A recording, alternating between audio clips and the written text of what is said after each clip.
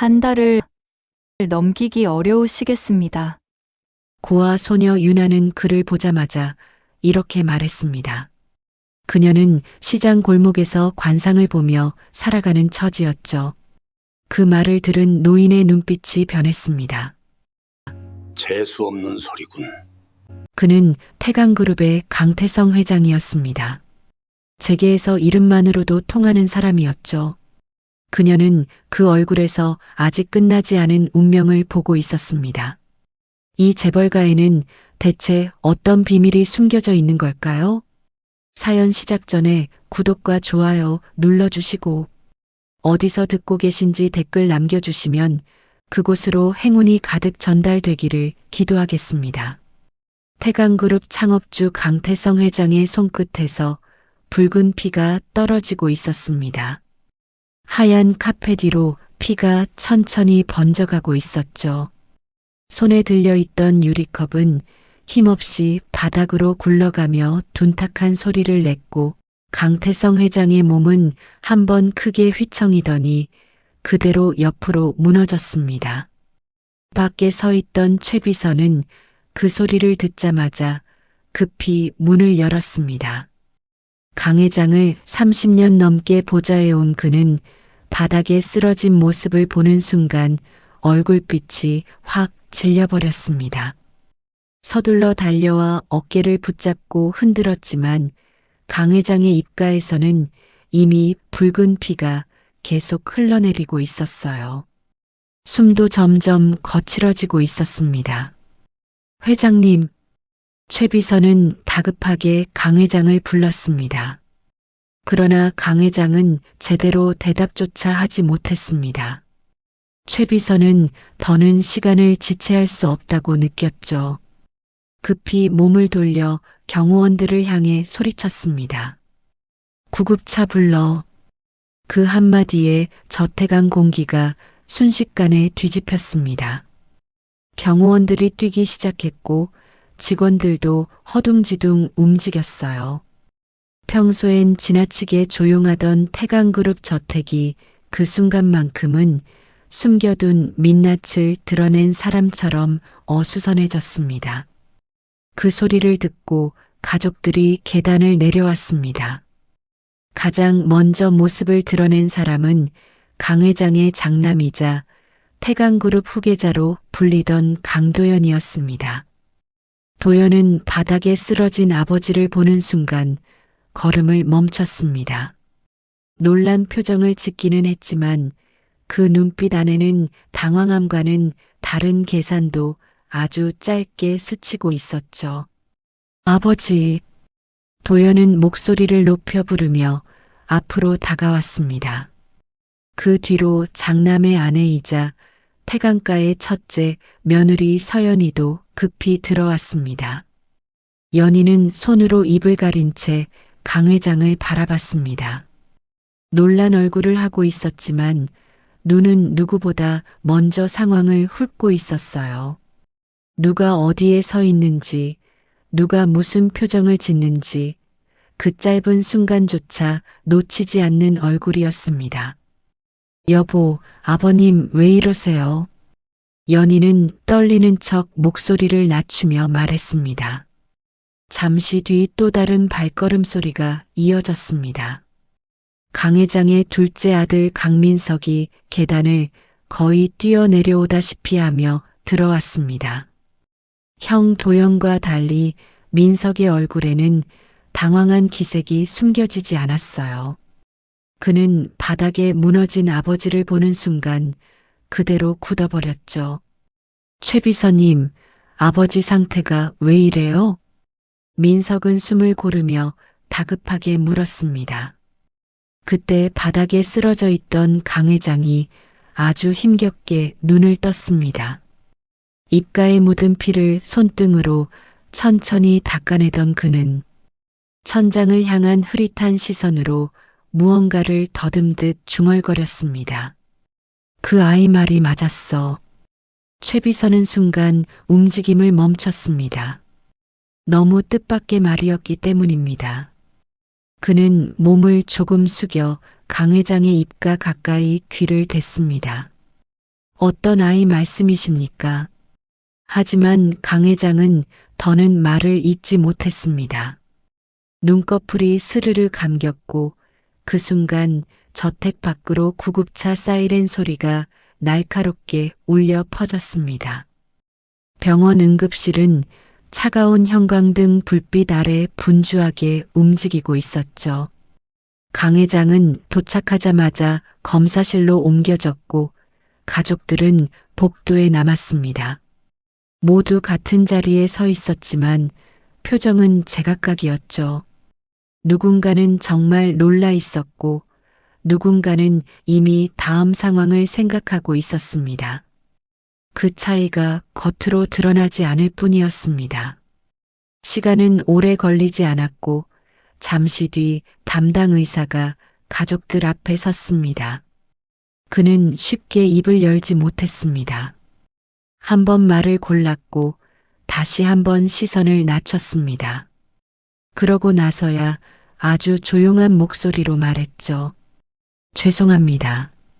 도영과 민석 그리고 연희가 동시에 의사를 바라봤습니다. 의사는 무거운 표정으로 설명을 이어갔습니다. 암말기입니다. 이미 간과 폐까지 전이되었습니다. 그 말이 떨어지는 순간 복도 공기가 싸늘하게 식었습니다. 누구 하나 바로 입을 열지 못했죠. 의사는 마지막 말을 꺼내기까지 잠시 망설였지만 결국 피할 수 없는 사실을 그대로 전했습니다. 남은 시간은 길어야 한 달 정도입니다. 정적이 길게 내려앉았습니다. 가장 먼저 입을 연 사람은 장남 도연이었습니다. 그는 잠시 생각을 정리하듯 시선을 내리깔았다가 다시 의사를 바라봤습니다. 놀란 표정은 짓고 있었지만 질문은 너무도 빨랐습니다. 정확히 한 달입니까? 민석은 그 말을 듣자마자 형 쪽으로 고개를 돌렸습니다. 얼굴이 불편하게 굳어졌죠. 지금 그게 중요해? 민석은 낮게 가라앉은 목소리로 물었습니다. 도연은 눈살을 살짝 찌푸렸습니다. 마치 자신이 틀린 말을 한 게 아니라는 듯 아주 당연한 표정으로 받아쳤습니다. 회사도 생각해야지. 민석은 입술을 꾹 다물었습니다. 더 말하면 싸움이 될 걸 알았기 때문입니다. 옆에 서 있던 연희는 손수건으로 눈가를 눌렀습니다. 소리내 울지는 않았지만 울먹이는 목소리는 적당히 만들어내고 있었죠. 어떻게 이런 일이? 그녀는 떨리는 숨을 고르며 말했습니다. 그러나 최 비서는 조금 떨어진 자리에서 그 모습을 조용히 지켜보고 있었습니다. 그에겐 지금 의사의 말보다도 강 회장이 쓰러지기 직전 남긴 한마디가 더 크게 남아 있었습니다. 그 아이 말이 맞았어. 최 비서는 그 말을 되새길수록 마음이 무거워졌습니다. 죽음을 앞둔 사람이 마지막 힘을 끌어모아 떠올린 얼굴이 가족이 아니라 이름 모를 아이였다는 사실이 자꾸만 걸렸죠. 밤이 깊어졌을 무렵 병실 안은 적막했습니다. 산소 마스크를 쓴 강 회장이 천천히 눈을 떴습니다. 병실 안에는 기계 소리만 일정하게 울리고 있었고 곁에는 최 비서가 묵묵히 서 있었습니다. 그는 강 회장이 깨어난 것을 확인하자 몸을 조금 앞으로 기울였습니다. 검사 결과 들었습니다. 최 비서는 최대한 담담하게 말했습니다. 강 회장은 한동안 아무 말도 하지 않았습니다. 천장만 바라보고 있었죠. 그러다 아주 천천히 입을 열었습니다. 한 달이라지. 힘없이 웃는 것 같은 소리가 짧게 섞였습니다. 최 비서는 더 낮게 고개를 숙였습니다. 죄송합니다. 그는 그런 최 비서를 보지도 않은 채 아주 느리게 고개를 저었습니다. 병보다 더 무서운 게 있다. 최 비서는 그 말에 다시 강 회장을 바라봤습니다. 강 회장은 산소 마스크 너머로 힘겹게 숨을 몰아쉬며 말을 이었습니다. 죽기 전에 내 집안이 어떻게 되는지 뻔히 보인다는 거다. 그 말이 끝난 뒤 병실 안에는 짧은 침묵이 흘렀습니다. 그리고 그 침묵 속에서 강 회장의 머릿속에는 그날 아침 시장 골목에서 보았던 한 장면이 다시 또렷하게 떠올랐습니다. 그날 아침 시장 골목은 비가 내리기 직전 특유의 눅눅한 공기를 품고 있었습니다. 하늘은 흐렸지만 장사는 평소처럼 돌아가고 있었죠. 상인들의 호객 소리와 손님들의 흥정 소리가 뒤섞여 골목은 여느 날처럼 소란스러웠습니다. 그 한쪽에서 작은 돗자리를 펴고 앉아 있는 소녀가 있었습니다. 시장 골목에서 관상을 보며 살아가는 고아 소녀 유나였습니다. 사람들은 심심풀이처럼 그녀 앞에 앉아 얼굴을 내밀곤 했습니다. 장사 운이 어떤지, 건강은 괜찮은지, 자식 운은 풀릴지.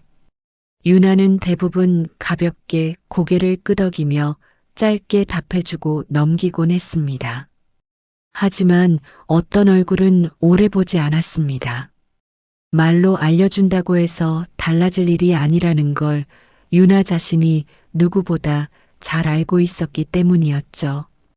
그렇게 시장의 아침이 흘러가던 바로 그때였습니다.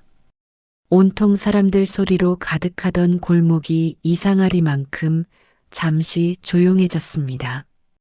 누가 시키지도 않았는데 시선이 한쪽으로 모였어요. 그 이유는 곧 분명해졌습니다. 골목 입구에 검은 세단 한 대가 천천히 멈춰 섰기 때문입니다. 차 문이 열리자 정장을 입은 경호원들이 먼저 내렸습니다. 그리고 마지막으로 한 노인이 천천히 차에서 내려 골목 안쪽을 바라봤습니다. 태강그룹의 강태성 회장이었습니다.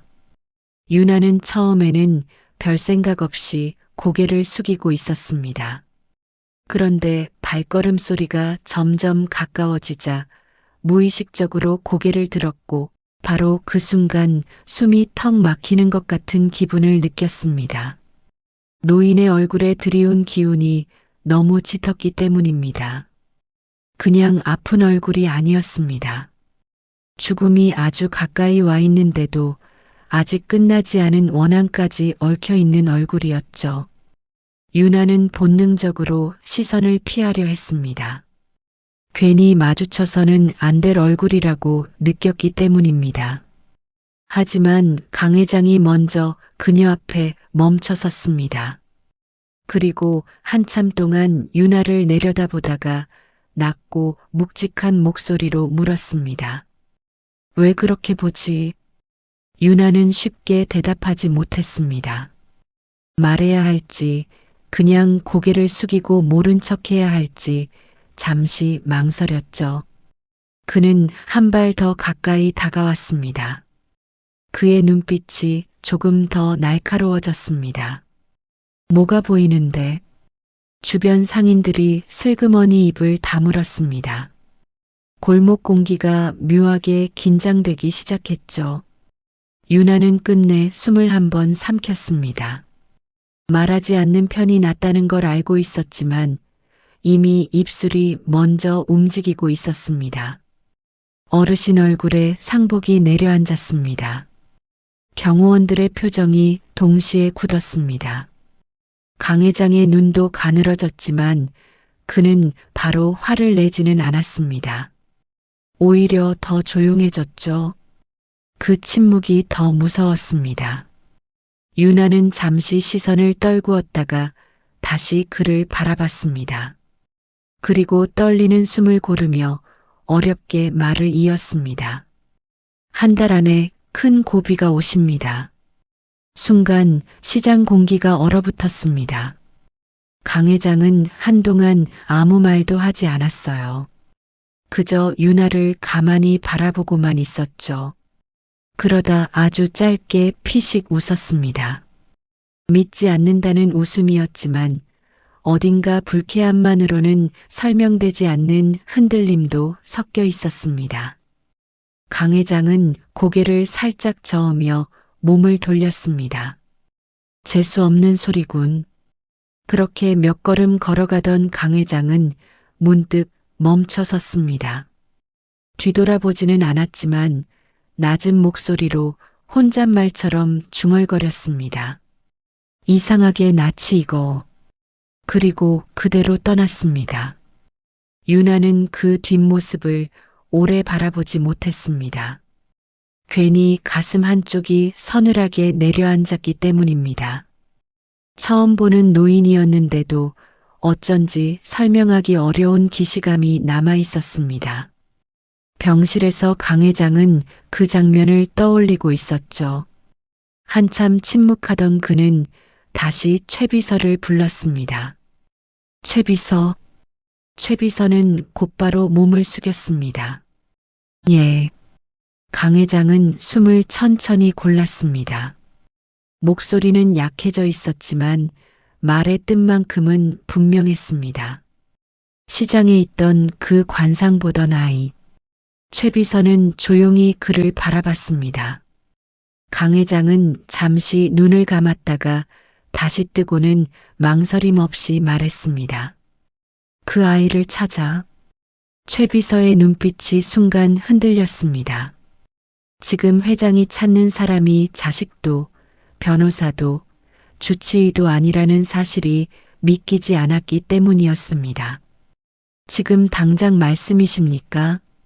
최비서는 조심스럽게 되물었습니다. 강 회장은 힘없이 웃었습니다. 내 죽음을 마친 사람이다. 짧은 침묵이 다시 흘렀고 강 회장은 천장을 바라보며 아주 천천히 말을 덧붙였습니다. 그 아이 눈에는 거짓이 없었다. 그리고 마지막 힘을 끌어모으듯 낮은 목소리로 말했습니다. 죽기 전에 내 집안 사람들 얼굴을 그 아이 눈으로 보고 싶다. 병실 창밖에는 밤비가 조용히 내리고 있었습니다. 그리고 그 순간 아무도 모르고 있었습니다. 이 선택 하나가 25년 전 태강가에서 묻힌 죽음 하나를 다시 세상 밖으로 끌어올리게 된다는 것을. 다음 날 아침이었습니다. 비가 내릴 것처럼 흐린 하늘 아래에서도 시장 골목은 여전히 북적이고 있었습니다. 길가에서는 막 지져낸 전 냄새와 따끈한 국물 냄새가 올라왔고 사람들은 장바구니를 들고 분주하게 오가고 있었습니다. 그 한쪽에서 유나는 작은 돗자리를 펴고 조용히 앉아 있었습니다. 낡은 나무 상자를 앞에 두고 지나가는 사람들의 얼굴을 가만히 바라보고 있었죠.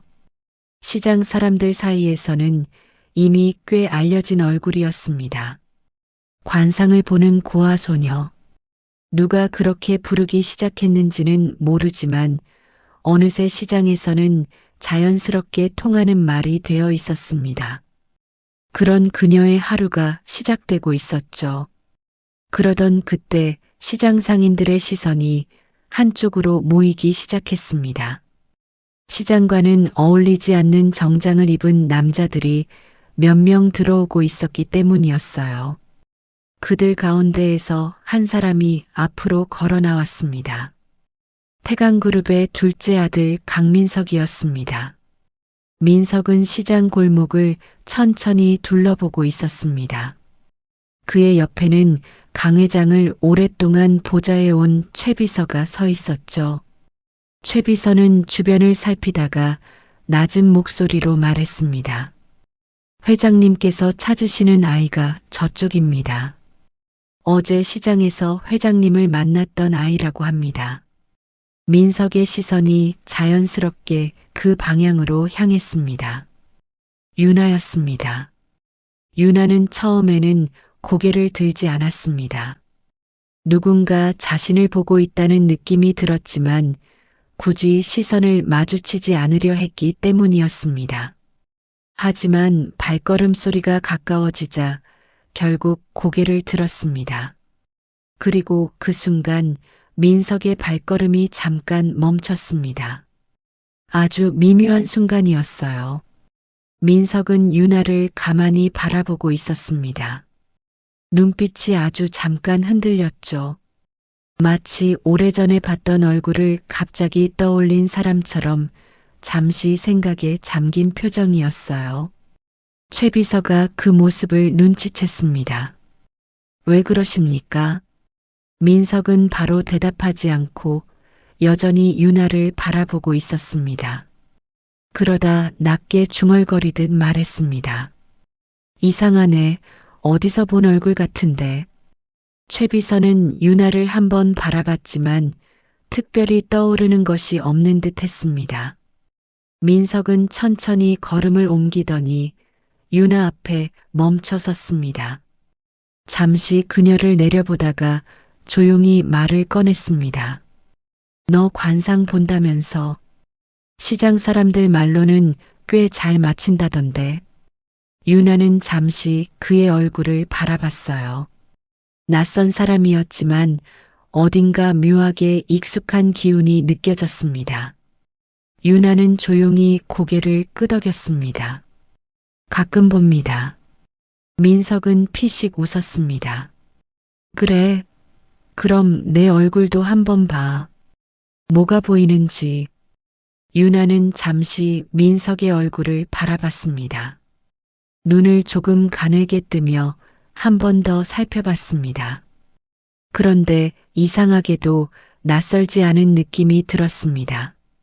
처음 보는 얼굴인데도 어디선가 오래전에 본 것 같은 기운이었습니다. 민석이 그 모습을 보며 가볍게 웃었습니다. 왜 그렇게 보지? 그렇게 오래 보면 괜히 불안해지는데. 혹시 안 좋은 거라도 보이나?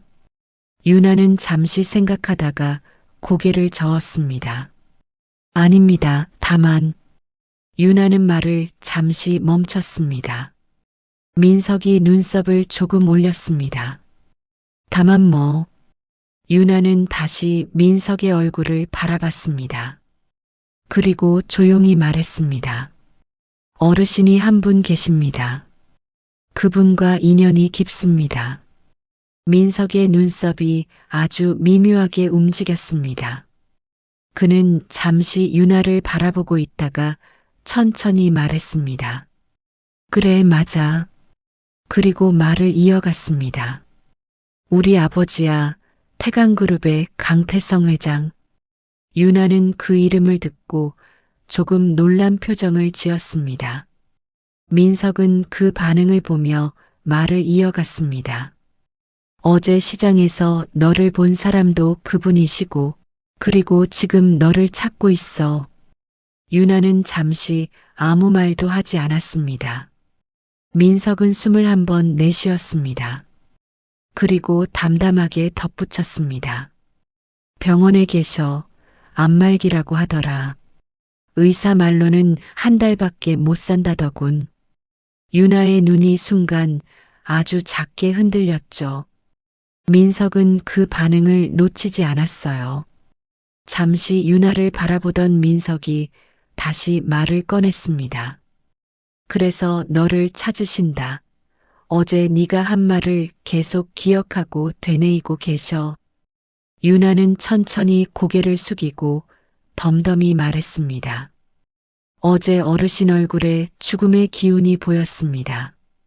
민석은 그 말을 듣고 잠시 아무 말도 하지 않았어요. 그러다 피식 웃었습니다.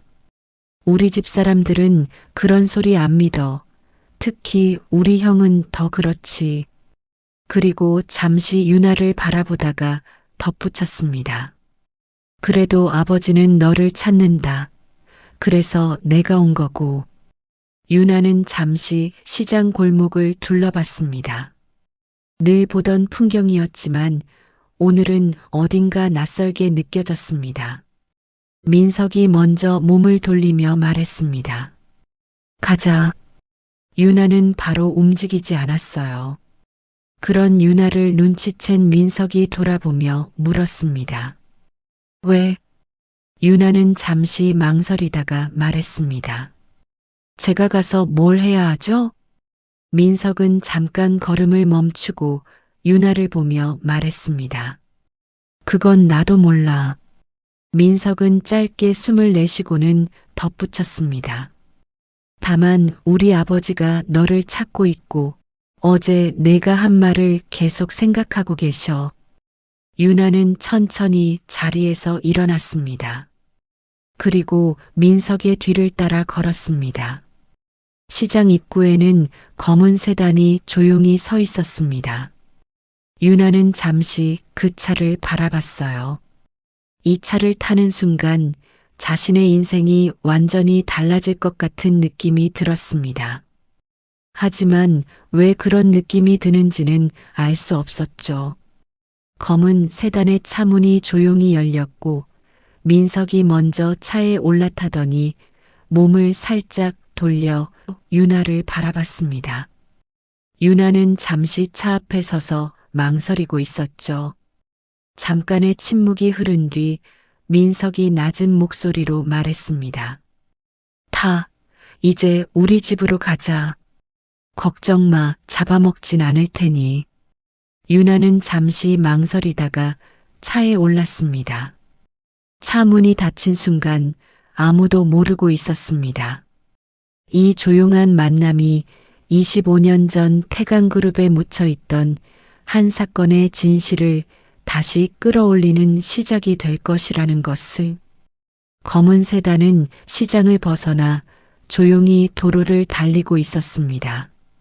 차 안에는 말이 없었고 엔진 소리만 낮게 깔린 채 묘한 긴장감이 흐르고 있었죠. 유나는 창밖을 바라보고 있었지만 시선이 제대로 고정되지는 않았습니다. 풍경은 계속 흘러가고 있었지만 머릿속은 정리되지 않은 채 비어있는 느낌이었습니다. 민석은 그런 유나를 한번 힐끗 바라보다가 잠시 망설였고 괜히 아무렇지 않은 척 말끝을 낮추며 조용히 물었습니다. 겁나니? 유나는 바로 대답하지 못한 채 잠깐 숨을 고르며 시선을 떨궜고 한 박자 늦게 입을 열었습니다. 잘 모르겠습니다. 민석은 짧게 웃었습니다.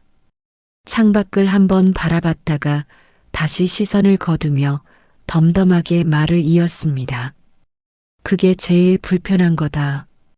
모르는 상태로 끌려가는 거. 잠시 말을 멈췄다가 다시 덧붙였습니다. 그래도 너무 겁먹을 필요는 없어. 우리 아버지는 그만한 값은 확실히 치르는 분이니까. 유나는 아주 작게 고개를 끄덕였지만 마음이 편해진 것은 아니었습니다. 차는 한참을 더 달렸고 도심을 벗어나 넓은 길로 들어서자 주변 풍경이 조용히 바뀌기 시작했습니다. 그리고 곧 높게 이어진 담장이 눈에 들어왔습니다. 태강그룹 저택이었습니다. 검은 철문이 천천히 열리며 세단을 안으로 들였고 차는 소리 없이 부드럽게 안쪽으로 들어갔습니다. 넓게 펼쳐진 정원과 정돈된 나무들, 그리고 고요하게 서 있는 저택 건물이 한눈에 들어왔고 유나는 그 광경을 바라보며 잠시 말을 잃었습니다. 이런 공간은 처음이었고 발을 들이는 순간부터 자신이 어딘가 다른 세계로 들어온 것 같은 기분이 들었습니다. 민석은 그런 유나를 힐끗 보다가 대수롭지 않다는 듯 짧게 말했습니다. 처음 보면 다 그렇다. 잠시 뜸을 들였다가 덧붙였습니다. 금방 익숙해진다. 차는 저택 앞에 멈췄습니다. 문이 열리자 민석이 먼저 내렸고 유나는 잠깐 망설이다가 뒤따라 내리며 조심스럽게 발을 디뎠습니다. 괜히 발걸음이 무거워지는 느낌이었습니다. 그때 저택 안쪽 문이 열리며 한 사람이 모습을 드러냈습니다. 강 회장의 장남 강도연이었습니다. 도연은 계단 위에 서서 두 사람을 내려다보고 있었고 이미 상황을 알고 있다는 듯한 표정이었지만 반기는 기색은 전혀 없었습니다. 그의 시선이 천천히 유나에게 향했고 잠깐의 정적이 흐른 뒤 입을 열었습니다. 이 아이냐? 민석은 짧게 대답했습니다. 어제 아버지를 만났던 그 관상을 보는 소녀야. 도연은 계단을 내려오며 유나를 노골적으로 훑어봤고 옷차림부터 표정까지 하나도 빠짐없이 확인하듯 시선을 움직이다가 피식 웃었습니다. 이런 길바닥 출신을 왜 데려와? 민석의 표정이 살짝 굳었습니다. 아버지가 찾으니까. 도연은 코웃음을 치며 고개를 기울였습니다. 아버지가 찾으면 다 데려와야 되냐? 별 이상한 소리 하나 들었다고. 그러고는 유나를 똑바로 보며 물었습니다. 너 어제 무슨 말 했어? 유나는 잠시 도연을 바라보다가 조용히 입을 열었습니다. 어르신께서 한 달 안에 큰 고비를 겪으신다고 말씀드렸습니다.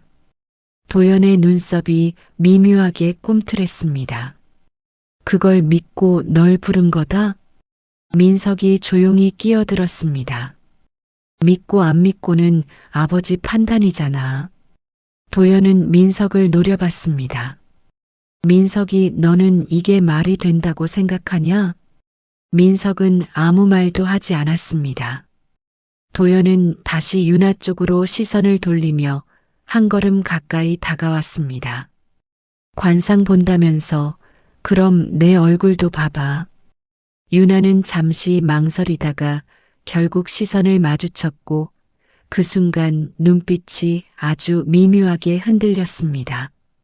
도연은 그 변화를 놓치지 않고 입꼬리를 올리며 물었습니다. 왜 안 좋은 거라도 보이나 보지? 나는 얼마나 살 것 같은데?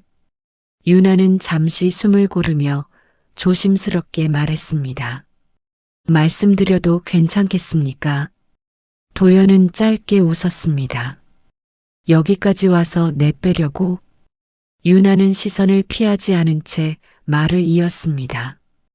욕심이 많으신 분입니다.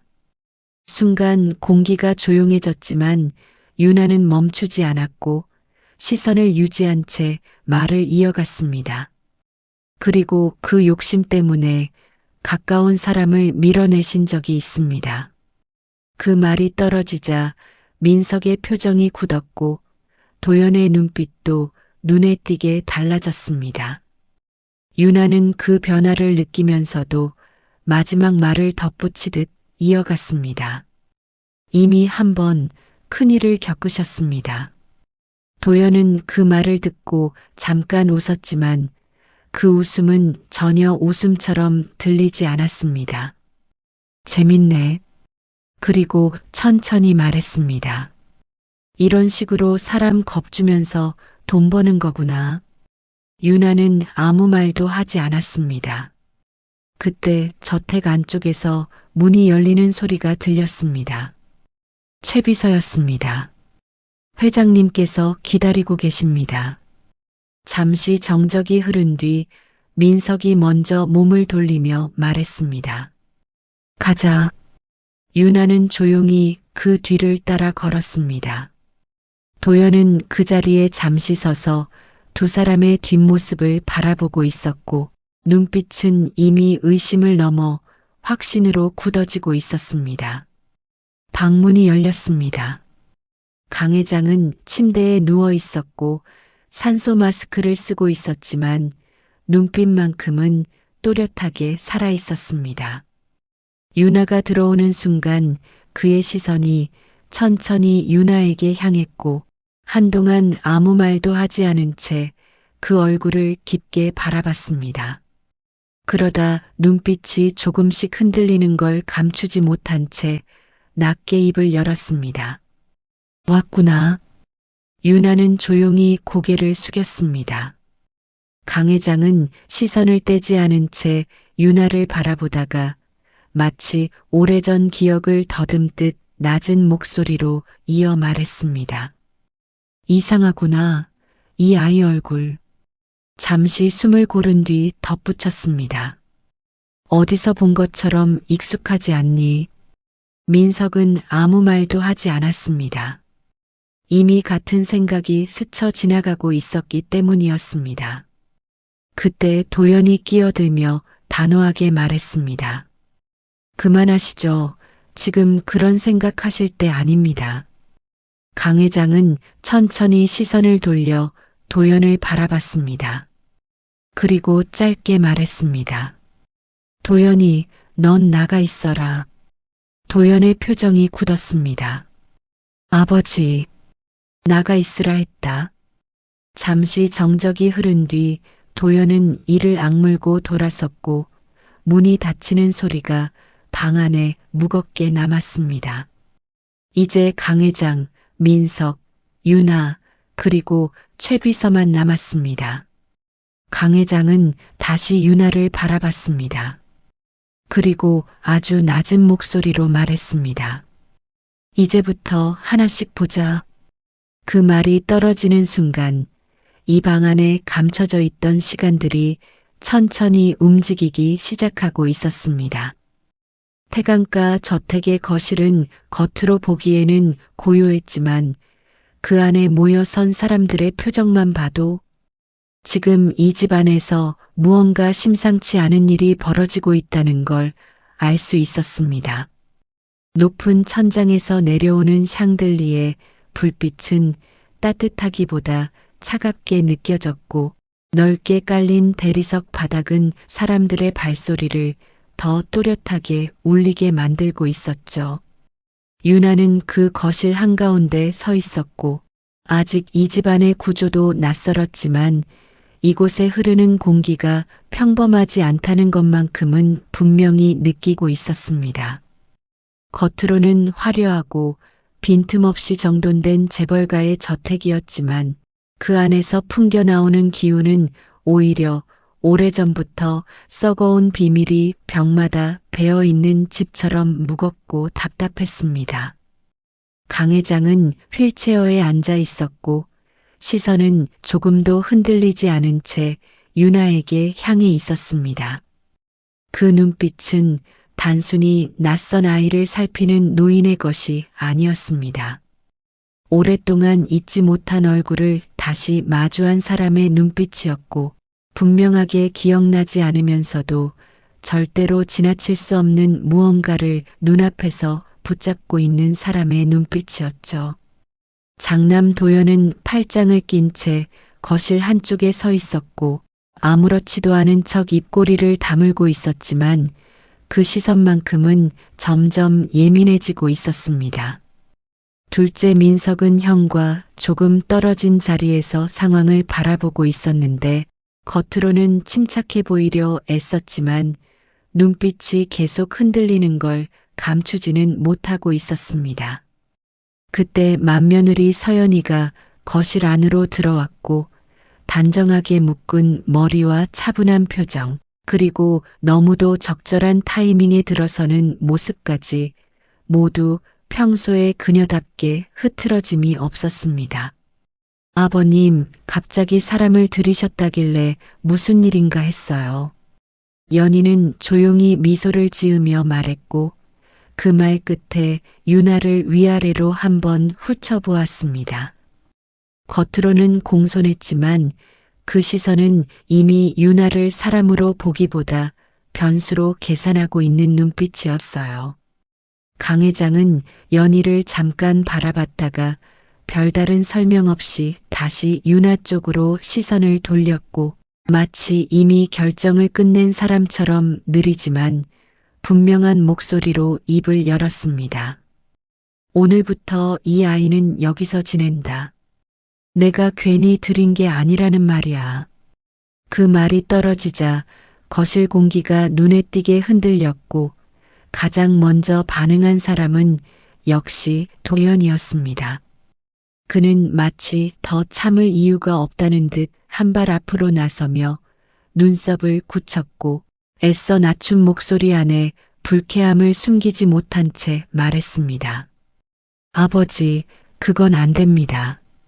아무리 아버지 뜻이라도 이런 식으로 외부인을 들이는 건 말도 안 됩니다. 강 회장은 고개조차 돌리지 않았습니다. 그러다 잠시 숨을 고른 뒤 도연을 똑바로 보지도 않은 채 낮게 이어 말했죠. 넌 아직도 모른다.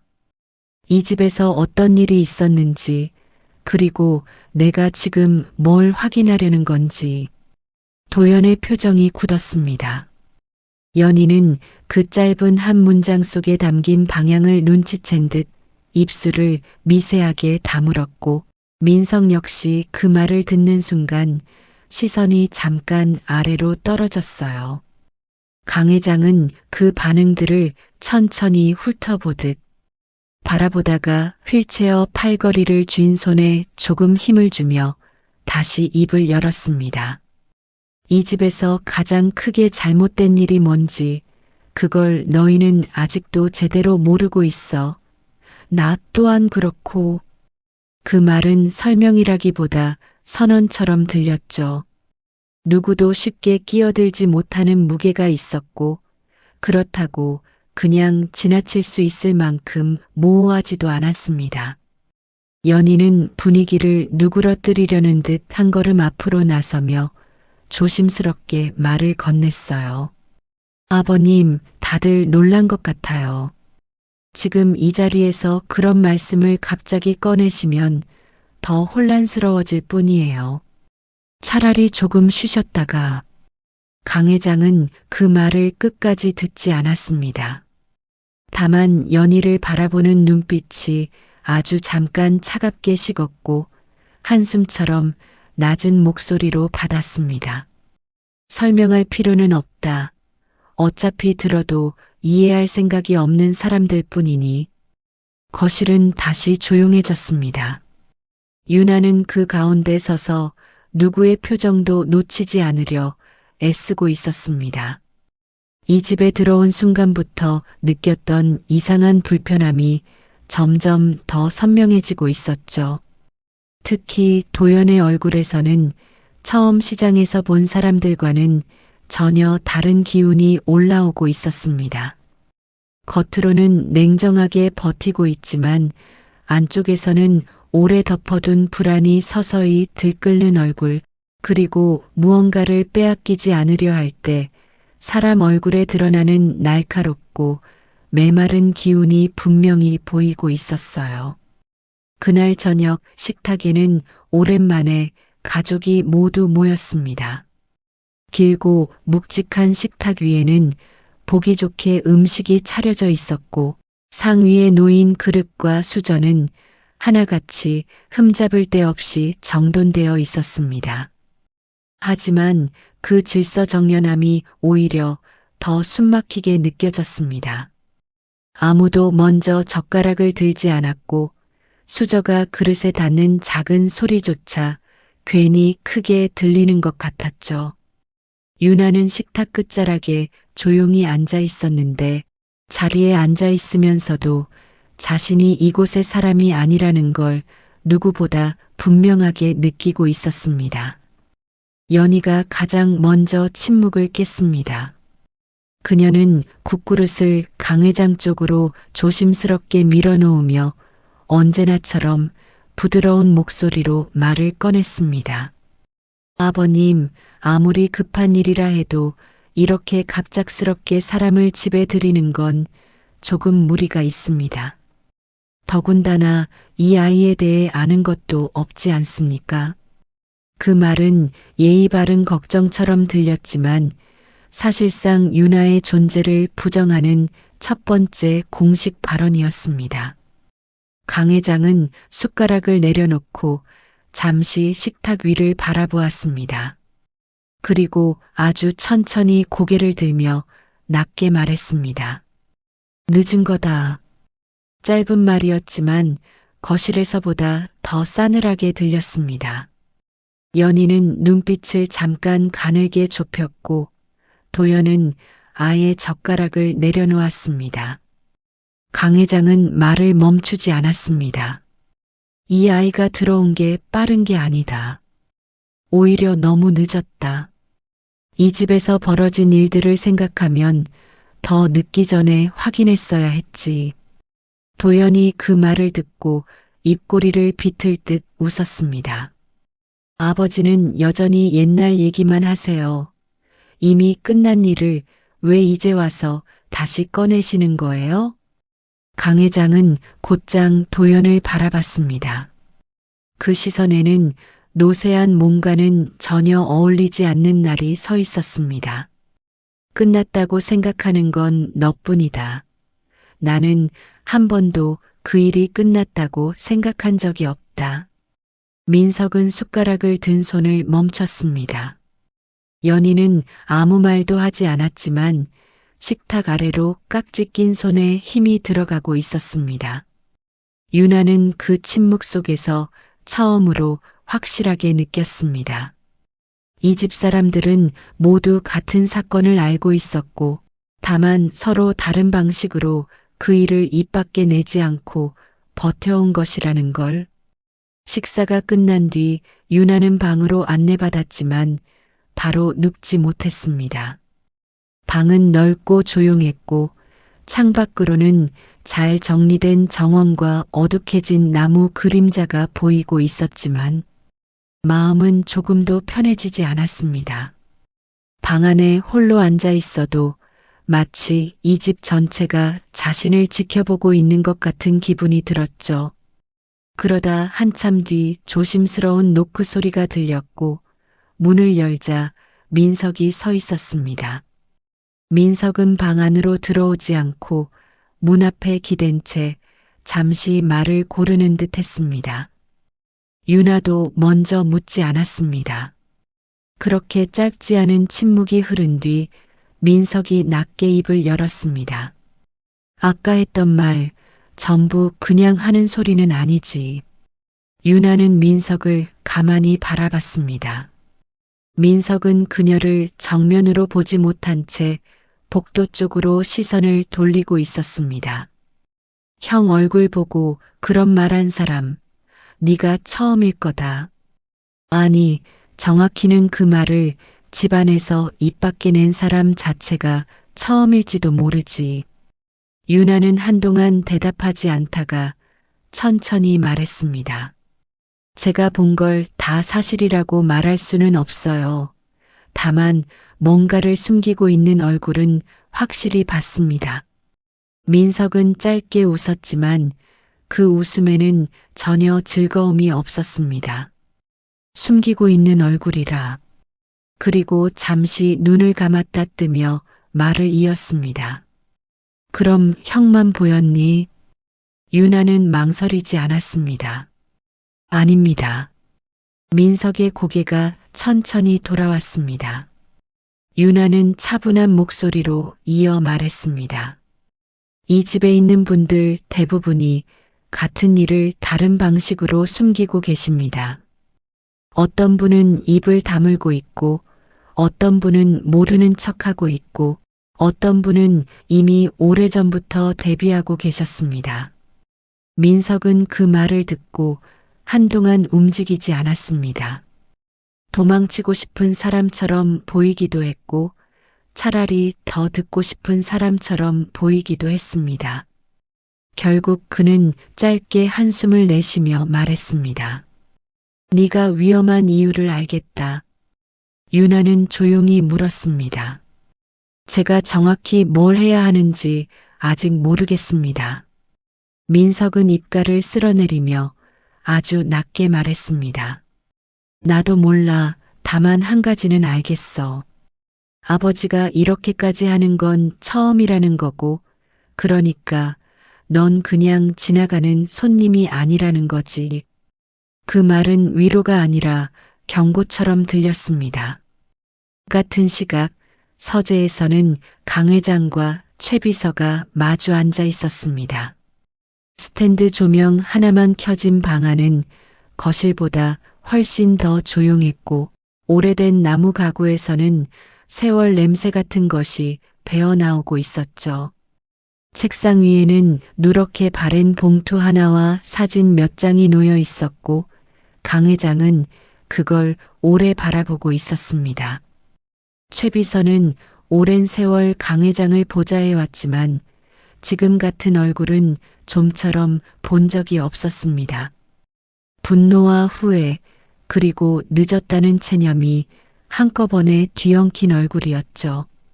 강 회장은 사진 한 장을 손끝으로 쓸 듯 만지다가 아주 낮게 입을 열었습니다. 닮았더군. 최 비서는 대꾸하지 않았습니다. 처음에는 눈빛만 닮았다고 생각했어. 그런데 가까이 두고 보니 웃지 않을 때 입가까지 닮았더구나. 최 비서는 그제야 조심스럽게 물었습니다. 정말로 그분과 관련이 있다고 생각하십니까? 강 회장은 천천히 눈을 감았다 떴습니다. 확신은 못하겠지. 하지만 내 눈이 아직 완전히 멀지는 않았다. 잠시 말을 멈췄다가 다시 이어갔습니다. 그 아이의 엄마를 확인해 봐야겠어. 강 회장은 다시 사진을 바라보며 중얼거리듯 말했습니다. 그 애를 지키지 못한 건 내 잘못이다. 그 여자까지 놓친 것도 내 잘못이고 그 말에는 평생 누구에게도 드러내지 않았던 회한이 그대로 담겨 있었습니다. 그날 밤 도연과 연희는 별실에서 따로 마주 앉아 있었습니다.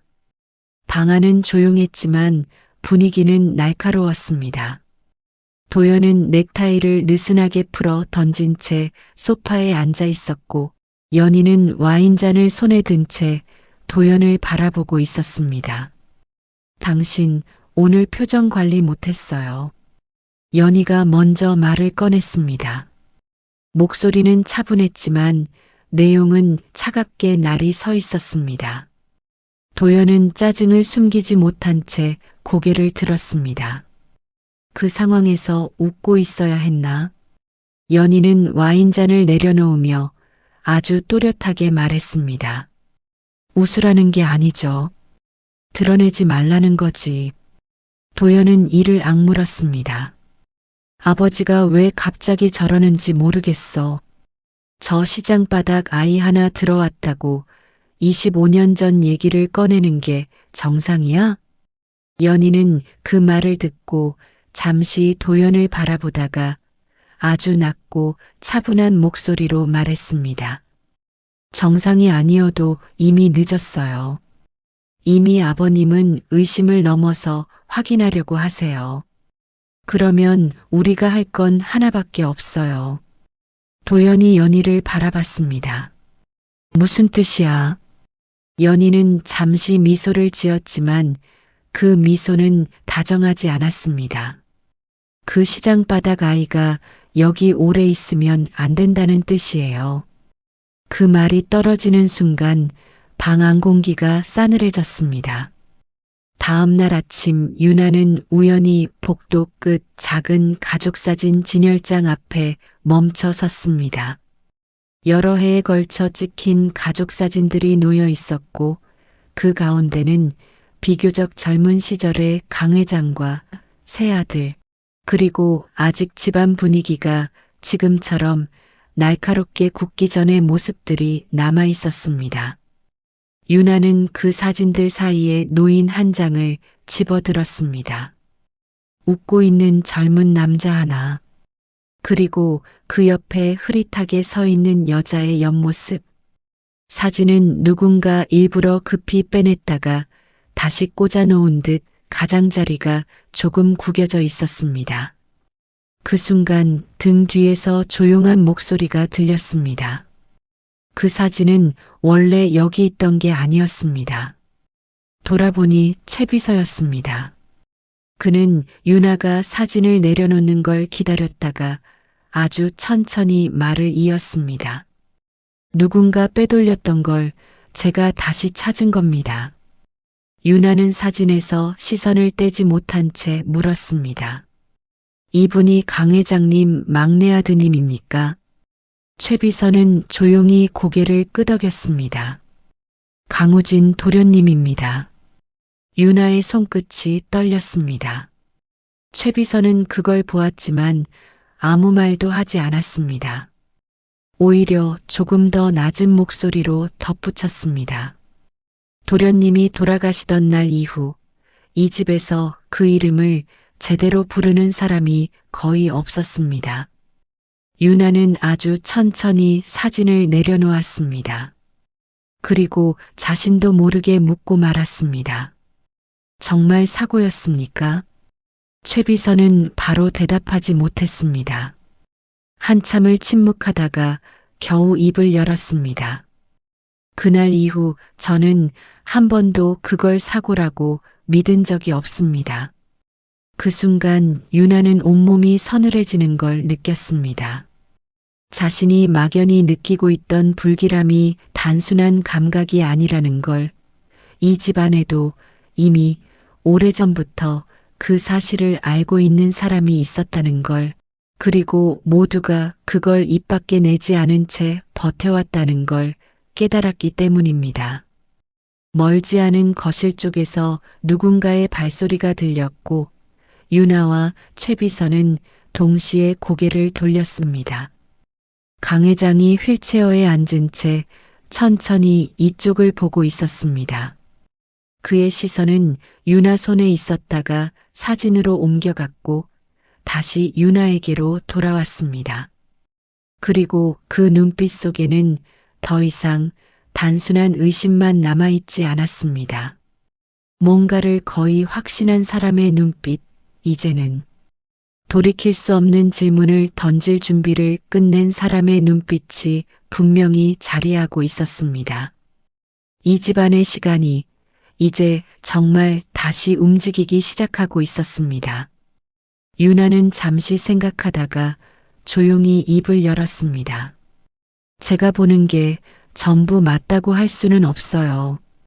유나는 시선을 피하지 않은 채 말을 이어갔고 자신이 말하는 것의 무게를 알고 있는 듯 신중했습니다. 민석은 짧게 웃었습니다. 그럼 아닌 척이라도 하지. 그리고 잠시 말을 멈췄다가 덧붙였습니다. 근데 이상하게 아니라고 못하겠네. 유나는 아무 말도 하지 않았습니다. 그날 밤 강 회장은 혼자 서재에 앉아 있었습니다. 어두운 방 안에는 스탠드 조명 하나만 켜져 있었고 책상 위에는 오래된 사진 한 장이 놓여 있었습니다. 젊은 남자와 그 옆에 서 있는 여자. 강 회장은 그 사진을 한참 바라보고 있었습니다. 손이 아주 미세하게 떨렸습니다. 그리고 아주 낮게 입을 열었습니다. 이제야 돌아오는 건가? 그 목소리는 누구에게 하는 말인지 알 수 없을 만큼 낮았지만 분명한 감정이 담겨 있었습니다. 강 회장은 눈을 감았다가 다시 떴습니다. 내가 놓친 거다 하지만 이번에는 그냥 넘기지 않을 거야. 그리고 잠시 멈췄다가 이어 말했습니다. 그 시각 유나는 방 안에 앉아 있었습니다. 아무것도 하지 않은 채 그저 생각만 하고 있었고 머릿속에는 계속 한 장면이 반복되고 있었습니다. 사진 속 남자, 그리고 자신과 닮은 눈. 유나는 숨을 천천히 들이쉬었습니다. 그리고 처음으로 확신했습니다. 이곳은 단순한 집이 아니라 아직 끝나지 않은 이야기가 남아있는 곳이라는 것을. 태강그룹 저택의 거실은 오래된 시계 소리조차 낯설게 들릴 만큼 조용해져 있었습니다.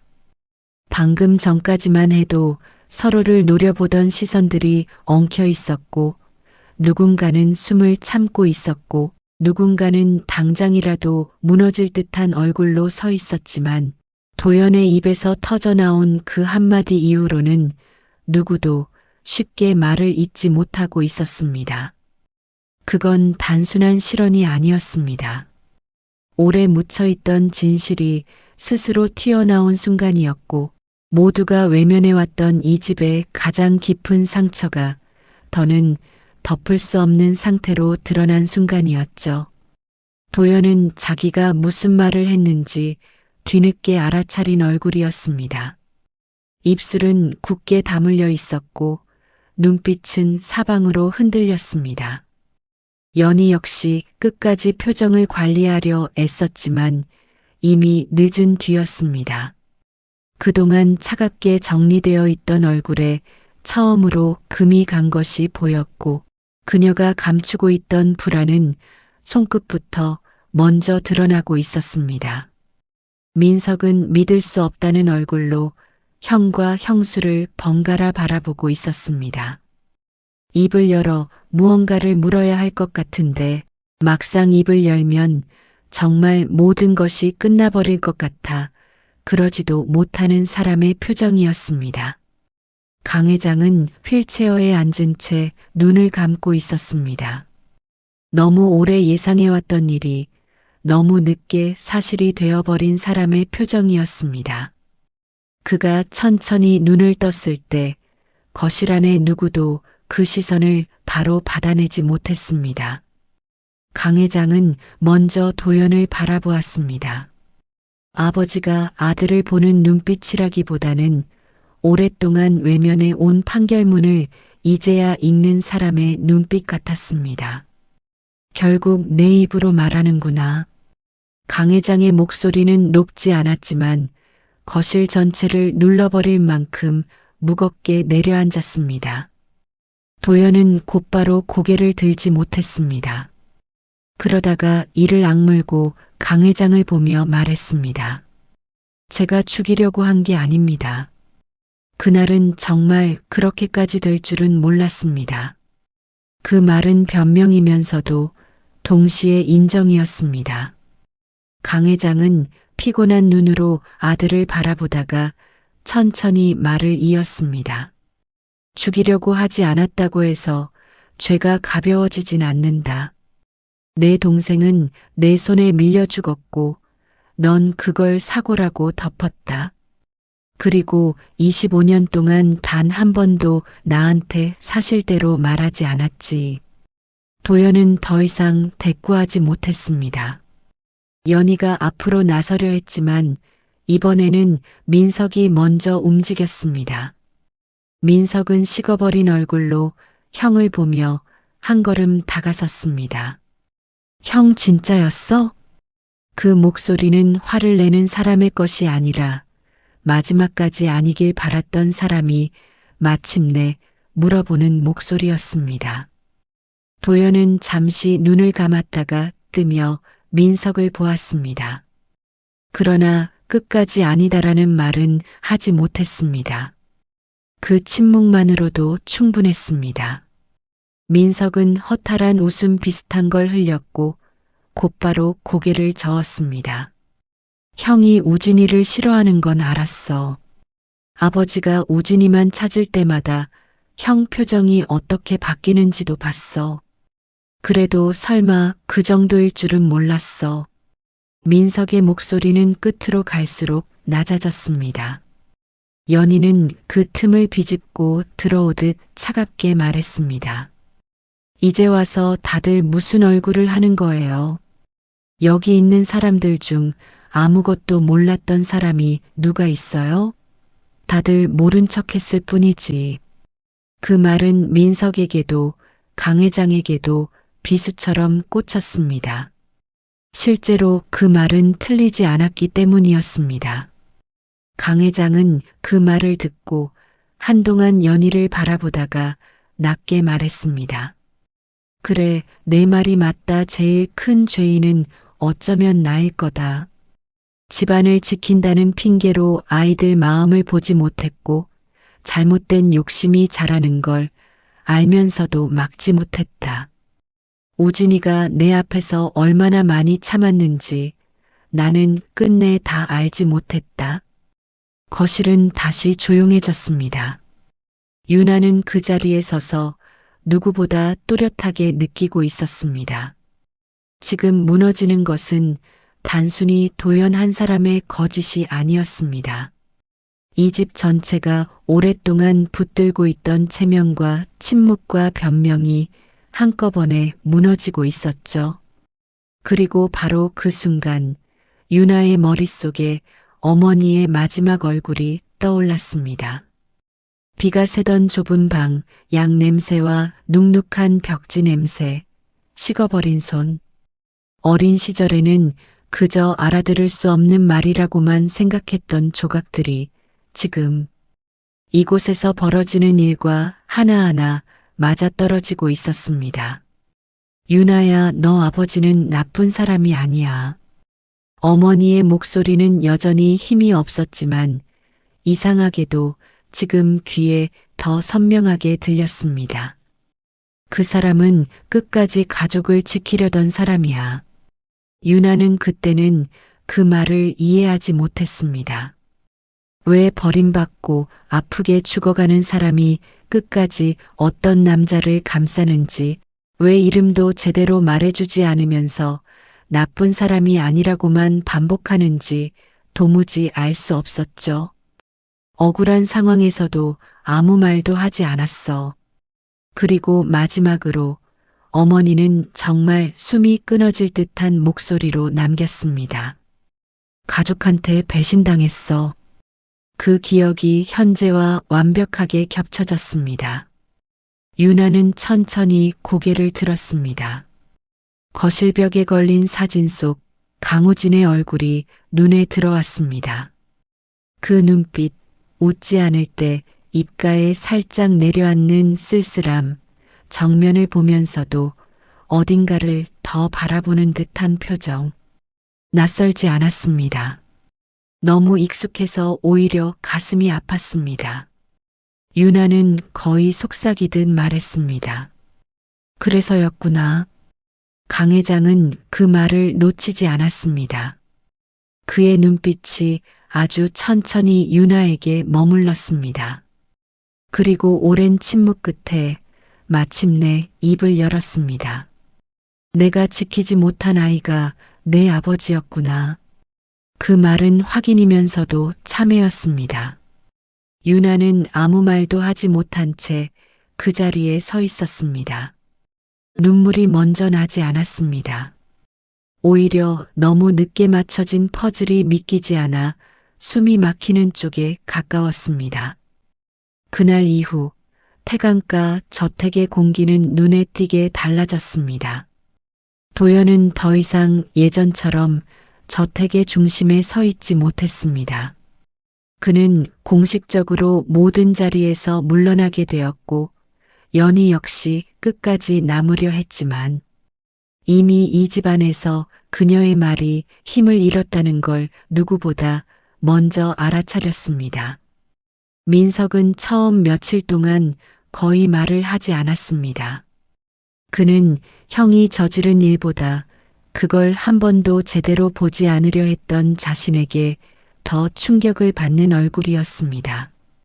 유나는 저택 안에 머물렀지만 누구의 편도 들지 않았습니다. 그저 조용히 자신의 방에 앉아 있거나 강 회장이 있는 서재와 침실, 정원을 오가며 시간을 보냈습니다. 그리고 며칠 뒤 강 회장이 먼저 유나를 불렀습니다. 서재는 오후 햇살이 절반쯤 들어와 있었습니다. 책상 위에는 오래된 사진 몇 장과 바랜 편지, 그리고 낡은 목각함 하나가 놓여 있었습니다. 강 회장은 평소보다 더 지친 얼굴이었지만 이상하게도 눈빛은 맑았습니다. 유나가 들어서자 강 회장은 사진 하나를 집어들고 한참 바라보다가 천천히 그녀에게 건넸습니다. 이 아이가 내 아버지다. 유나는 말없이 사진을 받았습니다. 젊은 강우진은 사진 속에서 환하게 웃고 있었습니다. 아주 평범한 청년의 얼굴이었습니다. 재벌가 막내 아들이기 전에 그냥 웃을 줄 알고 사랑할 줄 알던 사람의 얼굴. 유나는 그 사진을 오래 바라보았습니다. 강 회장은 한동안 말을 고르다가 어렵게 입을 열었습니다. 지켜줄 수 있을 줄 알았다. 그 애도 너희 어머니도. 내가 나서면 다 막을 수 있을 거라고 생각했지. 그런데 내가 너무 늦었고 너무 어리석었다. 유나는 사진에서 시선을 떼지 않은 채 조용히 물었습니다. 어머니를 아셨습니까? 강 회장은 고개를 천천히 끄덕였습니다. 봤다. 한 번은 집 앞까지 찾아왔더구나. 우진이 없이도 아이를 지키겠다고 자기는 상관없으니 아이만 건드리지 말아달라고 했다. 그 얼굴을 지금도 잊지 못한다. 그때 내가 손을 내밀었어야 했다. 그 목소리에는 늙은 회장의 권위가 아니라 한 사람의 잘못을 평생 들고 살아온 노인의 후회가 담겨 있었습니다. 유나는 그 말을 듣고 한참 동안 아무 말도 하지 않았습니다. 그러다 아주 천천히 말했습니다. 이제는 알게 돼서 괜찮습니다. 용서라고 하기엔 아직 멀었고 원망이라고 하기엔 너무 지쳐버린 말이었습니다. 하지만 그 한마디 안에는 유나가 겨우 지금을 견디고 있다는 사실이 담겨 있었습니다.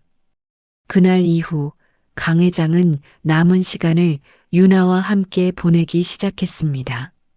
처음 며칠은 어색했습니다.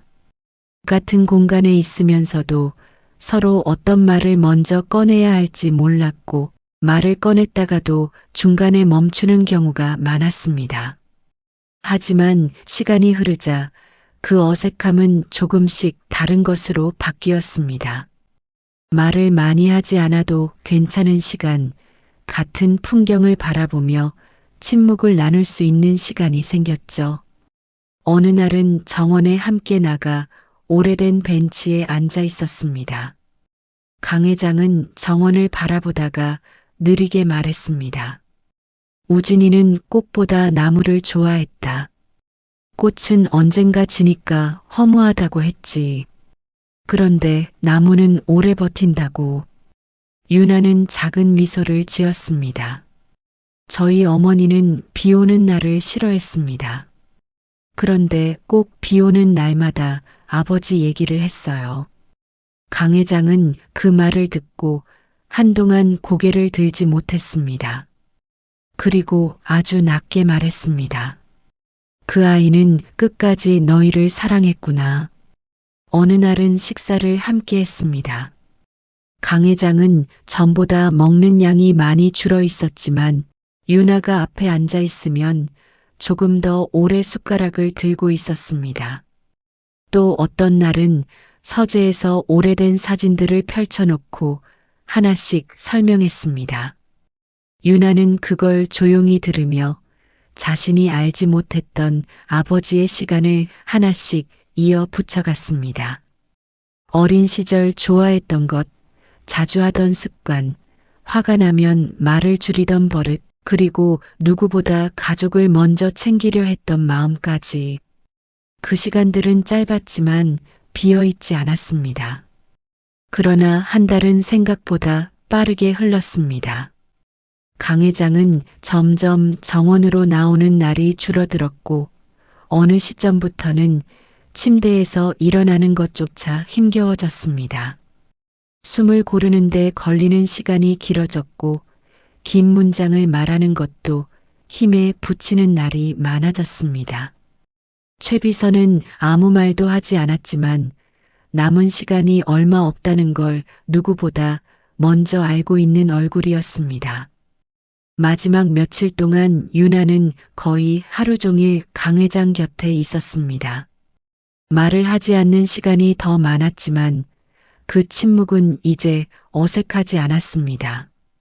어느 날 밤 창밖에 달빛이 희미하게 내려앉은 시간에 강 회장이 천천히 눈을 떴습니다. 유나는 침대 옆에 앉아 있다가 몸을 조금 앞으로 기울였습니다.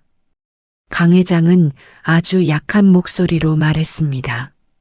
한 달이 다 됐구나. 유나는 대답하지 못했습니다. 강 회장은 손을 아주 조금 들어 올렸고 유나는 그 손을 조심스럽게 잡았습니다. 손끝은 이미 많이 차가워져 있었습니다. 내가 너무 늦었지. 강 회장이 어렵게 말을 이었고 유나는 조용히 고개를 저었습니다. 그래도 오셨잖아요. 그 말에 강 회장은 아주 옅게 웃었습니다.